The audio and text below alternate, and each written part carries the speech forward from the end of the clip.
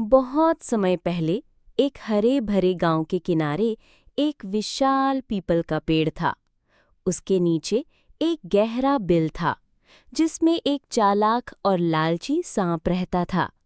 वो सिर्फ अपने पेट भरने के लिए ही नहीं बल्कि दूसरों का हिस्सा भी हड़पने के लिए जाना जाता था।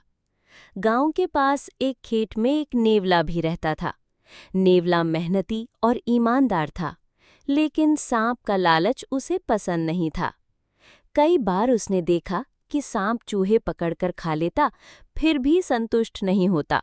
वो छोटे पक्षियों के अंडे, खेत में काम करने वाले किसान के रखे अन्न, यहाँ तक कि तालाब के मेंढक भी खा जाता।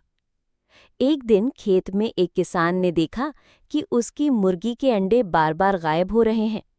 उसने चुपचाप निगरानी की और देखा कि वही सांप अंडे निगल रहा है। किसान ने गुस्से में नेवले को बुलाया और कहा, अगर तुम इस लालची को सबक सिखा सको तो मैं तुम्हें रोज दूध और रोटी दूंगा। नेवले ने योजना बनाई। उसने अगले दिन सांप के बिल के पास खुदाई शुरू कर दी ताकि वो रास्ता छोटा कर सके और हमला करने में आसानी हो।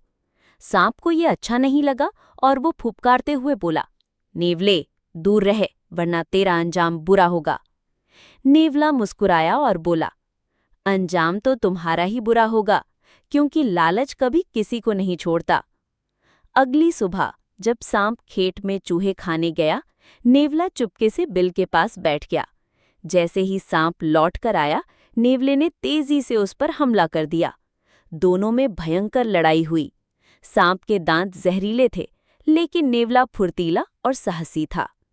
थोड़ी देर में उसने सांप को पकड़कर धराशाही कर दिया। किसान ने खुशी से नेवले को दूध और रोटी